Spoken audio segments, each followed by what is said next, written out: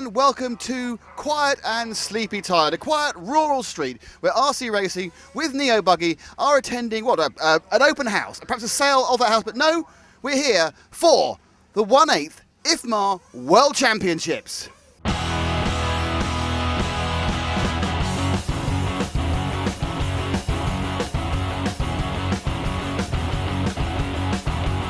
you look over here, it's not a sleepy road at all. There's containers full of RC racers. What they've actually done, they've got air conditioning containers for the teams, and they're all there. So you've got a road, you've got an RC, you've got containers, and this of course is all taking part at, Paul, there's a sign, the RC powerboat track. Now I haven't seen any water yet, but I'm sure it is there. We've got plenty of insect repellent because that's important with water and tropical countries. Not seen snakes or tarantulas, and the question we have to ask, are there scorpions in Thailand? Paul thinks there are, Matt doesn't know, I'm not sure. But we just thought you'd like a kind of ambiance view, a little look at what's going on. Paul now goes away from me, I know it's hard, and you can see that's one of the many superstructures. One of those little containers has got RHQ in there. The whole thing is an enormous scale. Now I'll just want you to show this. This is the most amazing thing happened when we turned up. We got here earlier, and we'd been at home and we'd looked at the video. And we've gone, oh yeah, looks good, looks good. Nothing takes your breath away. And if you walk up these stairs, like this, and you just look at the track, and you look at how much three-dimensionalism there is. Now again, this is a two-dimensional camera, if only we could afford 3D, but it is so much rise and, well, fall obviously. Let's meet father and son, Team Testament, who've taken the hobby to the next level by competing with the world's best here in Thailand. Rising young star from Canada, Ty Testament, and the most important man, his mechanic, also his father, and I expect probably early on before HB is sponsored as well, Gord. We'll start with Ty. Ty, you kind of really burst into the scene as far as a lot of us were concerned in Europe when you TQ'd the warm-up here. It was really good then, like the track was really smooth. The track was really, really good then. Looking more to this weekend, I mean, everyone talks about the track. Is it as difficult as everyone says, and does it change as much as everyone says? It's not as difficult as the warm-up, like it's got easier, but it does change throughout the day, like throughout the week, so it's getting a little bit rougher every time. So, talking about changes and mending the car, I mean, is that a conversation between father and son, or do you look at the track and go, that's doing that and I'm going to change it that way? I try to look at his car, watch the track. I try to encourage him that never be satisfied and always work at making it better. He's doing very well. I know he can do better, and he just has to calm down. I think he's feeling pressure. 2008, there was no pressure because there was no expectation. But I think he can win just as easy as anybody else, and he knows that, so he's put a little more pressure on himself. Hara, Mayfield, King and Cavallari, the top four. Remember, it's the first 5 through as of right, with fastest losers coming into play after that. We're ready for the start. And we're off, and Hara gets the decent start onto the banking on the far side of the circuit. The track is going to be an issue throughout this semi-final, but at the moment it is Atsushi Hara who is dominating the early running. Nick Damon is alongside me, and Nick, at these closing stages now of the championships, this is where it all really matters. We've had all the practice in qualifying, and Hara in the early part of the week who goes over. I was just about to say he's been getting better the worse the track has been getting. Well, the track of course was at its absolute worst in the qualifying. They've done some patching up, which is, as you can see, the different colours, actually they put concrete down, but as the finals are running through, that concrete is producing ridges because there's different parts of the track have different levels of density, so they're digging out mud and exposing concrete edges. We've got the top three. It's Cody King from Ryan Mayfield and Atsushi Hara, and those guys have been quick all weekend. It's all been about the surface and what gets the power down onto the surface, the tyres here, and there's been all kinds of trial and error as far as tyre compounds have gone, and this track, very, very technically demanding. The drivers are all saying that they're enjoying the challenge, but it's just finding consistency that's been the problem, and it does react to changes in temperature quite significantly. Sun goes behind a cloud for 20 minutes and the track changes really almost beyond belief. You also see the top guys are walking the track in between heats just to see where the holes are digging out. There's a huge amount of preparation here, and you mentioned tyres, John. We saw a container load, a whole van load of tyres delivered especially from the States by one of the companies just to get a slightly different compound out there. Well, this is the top 3 breaking away. Remember, it's the top 5 that qualify as of right, and then, as I say, we're into the fastest loser scenario on this at the moment, particularly for the front runners. Seems to be a very good pace that's being set in this first of 2 semi-finals. It's King leading in, and in fairness, he's come strong all through the event. Ryan Mayfield, the star of the first day, and probably coming into one of the 2 favourites the whole event. Hara, unfortunately, has dropped back, and off camera there we see Mike Truer having a slight accident. Well, Mike, who was the fastest qualifier at the last World Championships, which were in the States, got a place called the Pit. Yeah, and Cody King from the USA then just leading out at the moment from Ryan Mayfield, his countryman, in second place, and a bit of a gap now opening up between these 2. And as I say that, the second man goes over, doesn't quite get the double whoops in the middle of the circuit, and Mayfield has lost ground now. Has he done any damage? That's the question. We have seen some real mayhem caused to the machinery here by heavy landings. Yeah, it's an incredibly tough track, but these are incredibly tough cars. Interesting, the biggest problem we've seen quite a few times is slight problems with front suspension, but the big worry where you can land badly and that will actually cut your engine. And what causes that, Nick? Well, basically the cars slam down the ground, and a little starter flywheel, which pokes down normally so you can come on the starter block, actually grounds out on a rock and will stop the engine dead. Now, and of course, the biggest problem is that when you get restarted, you always lose a lap. Yeah, absolutely. And that, you will hear the guys talking about that, and the technical term for that, for those that don't know, we're calling that a flame out. Exactly, yeah. And interesting, Mike Truer, on the lows, he's actually showing much better form than he showed in qualifying, and he's actually running at the pace of Ryan Mayfield, which we didn't see from any of the Lowsy cars all through the 3 days of qualifying. This is very impressive from Mike. He's obviously found a bit of magic setup in the last over the course of the day-to-day in the semis and quarter. Curse of the commentator there, Nick, just as you were talking about, and Mike Truer with the yellow wheels on that Lowsy has just binned it back to the front of the field now. Yeah, it's Ryan who's coming away. He has a superb performance. This associated buggy has been developed very intensively. And this track, obviously we're in Thailand, lovely weather. He's over, so that's another front runner who's gone down, and he's dropped down, I think, down to fourth, I think. Fourth place, yes, that's Mike just behind him. No, it's Cavalieri behind him. It's got Mike Henry, yeah. Hara, who went off so fast at the moment, appears to have dropped back. It's possible off camera. He may have had his first fuel stop. No, there he is. He's actually now running in 4th. There's Atsushi Hara. What a talent this guy is. He is pretty much won everything he's gone in for. Versatile driver as well. A real all-rounder in the sport.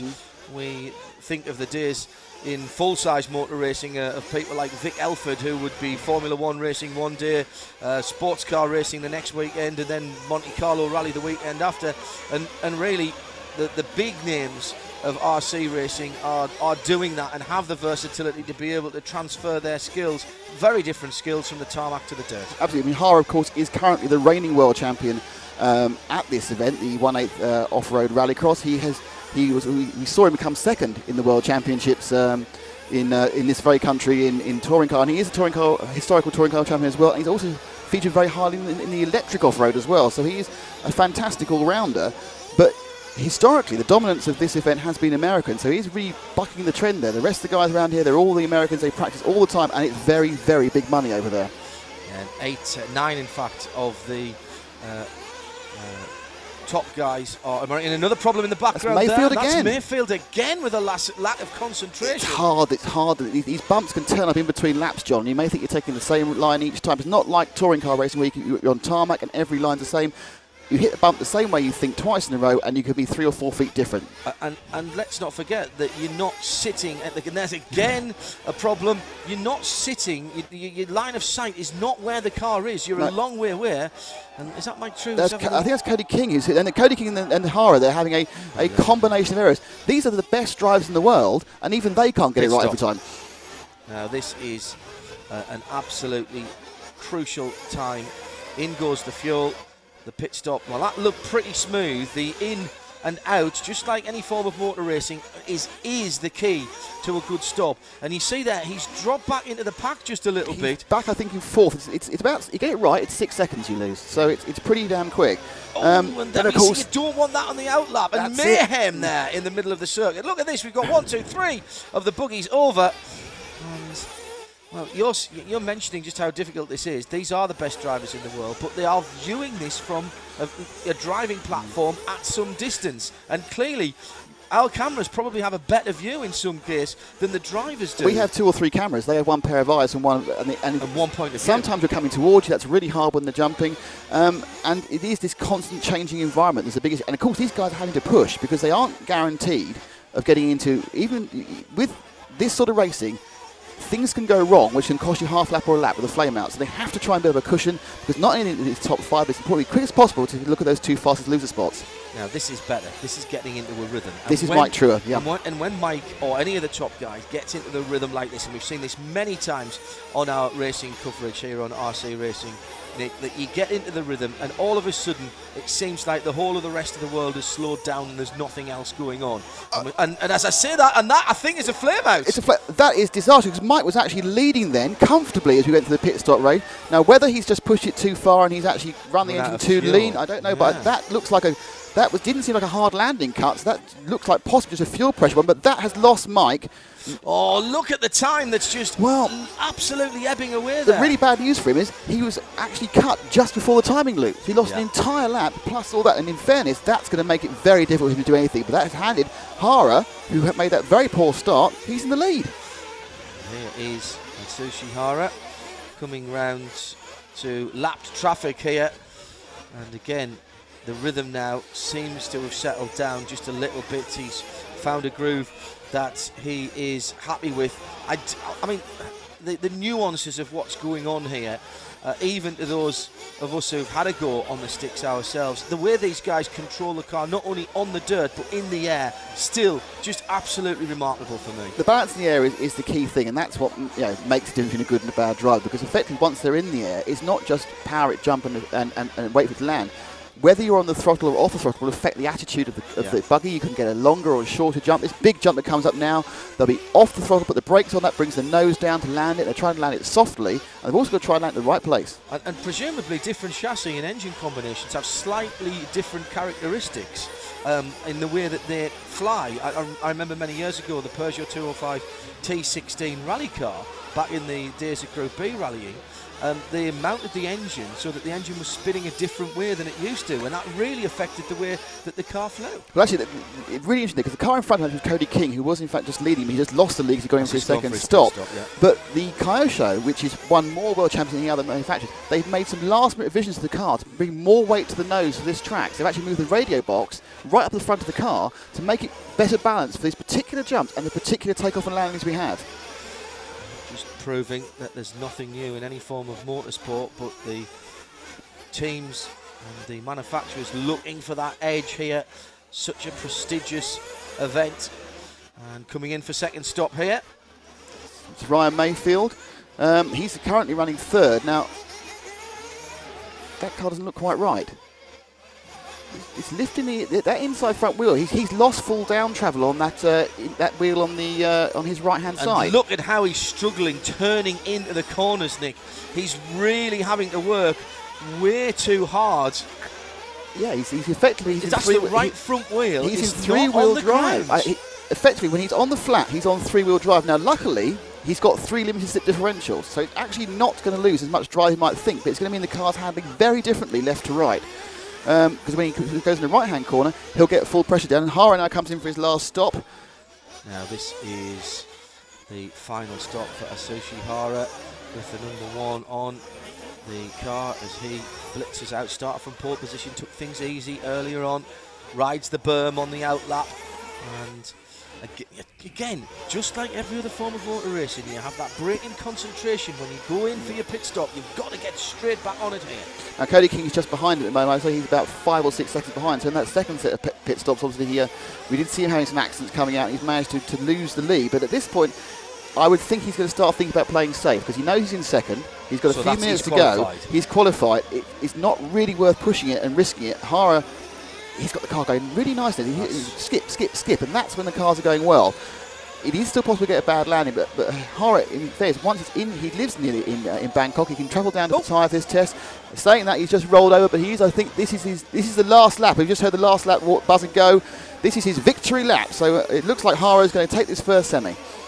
So Atsushi Hara from pole position. If you just looked at the bare facts, it would look like pole to Flag's victory, but plenty of action and incident in this first of two semi-finals. But Atsushi Hara will come through and qualify as the winner of the first semi-final. And we have, I think, behind him Cody King and Ryan Mayfield, who's managed to nurse that damaged car into third, which is a fantastic performance. And I think we have a couple more Americans coming up in fourth and fifth. Hara's doing this last lap on his own. In fact, most of the guys have already finished as he comes off there. And I think it was fourth was Cavalieri and fifth Jeremy Courts. The second semi-final was nothing like as interesting or as fast as the first one we've just seen. Jared Thibault, the top qualifier of the event, after a poor start, stroked his way through to an easy victory by nearly half a lap. Second place was surprise. It was Billy Easton from America with the new Serpent car. In third, Renault Savoia, the three-time European champion, finally finding some form here on this tricky track. Fourth, big surprise, Jorn Neumann, more known as an electric off-road racer in the only LRP buggy in the entire event. He's in fourth and straight through. And in fifth, early race favourite Adam Drake, having all sorts of problems on finals there at Losey, but still scraping in by 300ths of a second. But that's it, only 5 from Heat 2, because this first semi-final was so much quicker. Next here on RC Racing, it's large-scale action, 1/5 touring cars from Slavkov in the Czech Republic. Matt has the details. Well, hello and welcome back to the Auto Bay Arena in the Czech Republic for the 2010 1/5 Touring Car European Championships. If you think you recognise the track behind me, then you do. We were here last weekend for the F1 Euros, but this event dwarfs that in comparison. We have more drivers, more mechanics, more teams from more countries, so let's get the opening ceremony underway. Roll out the cannon!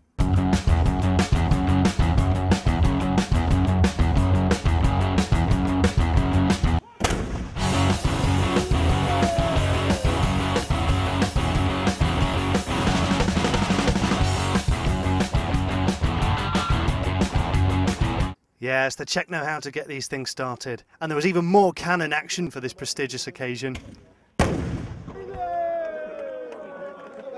And one more.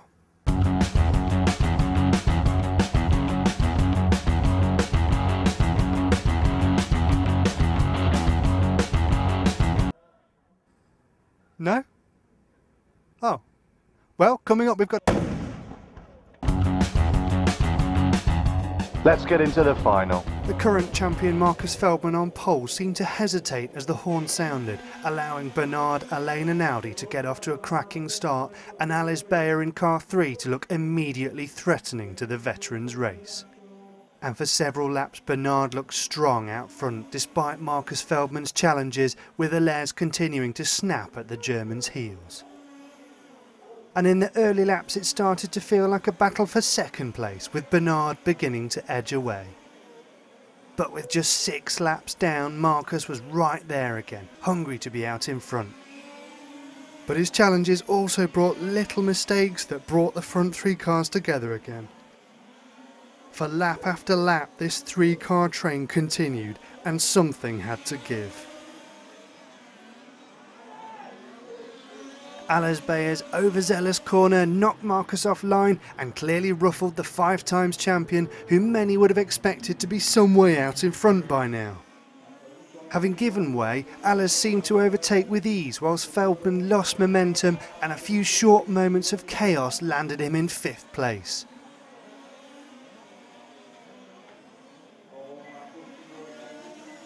Though quickly progressing to 4th as Frenchman Cedric Privot in the yellow car had his own upset. Meanwhile up front the battle continued, with Alès pressuring Bernard and eventually taking the lead, only to lose it 2 corners later, but still Bayer kept on the pressure.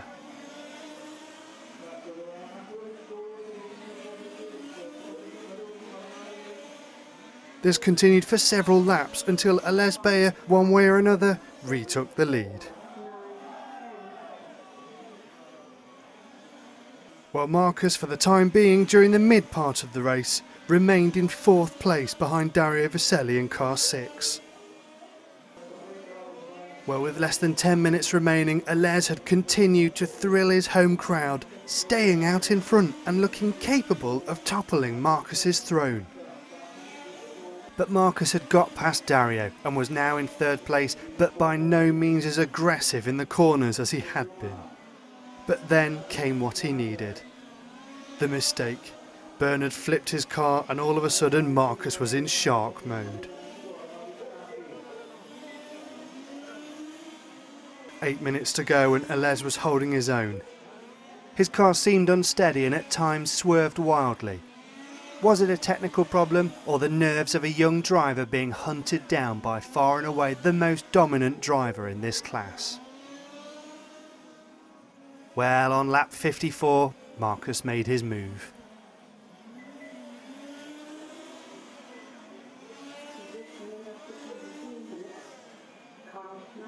"5 minutes 40 to go and Bernard had recovered and was ready to do battle again. Aleix's car seemed to be getting worse, but valiantly he held Bernard off for several laps, with Marcus Feldman gradually increasing his lead. And one final swerve sent Aleix into the grass and Bernard into second place. And with all the drama up front, car 5 of Cedric Privot was able to slip into third place. So, after a bad start and falling to 5th place, Marcus Feldman from Germany sealed his 6th large-scale touring car European Championship, with Frenchman Bernard Alain Analdi in 2nd and Cedric Privot in 3rd. This year was a very hard fight, since I missed the start a bit, since my engine was very rich, so BR could pass immediately. I felt the car was excellent, so I stayed behind Bernard. Aleix was a little enthusiastic in one sweeper, so he crashed my car, and after the rear end was bent a little, so... I heard you shout his name at one point, I think. Because it was not necessary. I had to wait for BR, and the same I expect from the one behind me. Okay, it's racing. But finally I tried to keep the car on the track, and I see that also the others on that very competitive track made some mistakes, so I stayed there and waited, and it paid out at the end.